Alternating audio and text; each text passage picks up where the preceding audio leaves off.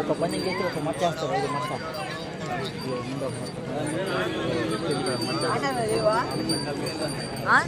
ఈ నెల 2వ తేదీ వచ్చే నెల 2వ తేదీ బెడవలూరు మండలం గాజల గ్రామం నందు మండల స్థాయి రాదాడి పోటీలు నిర్వహించడమైనది.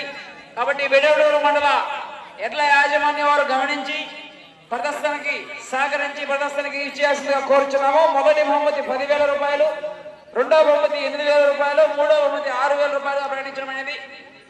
బెడవలూరు మండల ఎడ్ల యాజమాన్యం వారు వచ్చే నెల 2వ తేదీ ప్రదర్శనకి విచ్చేసి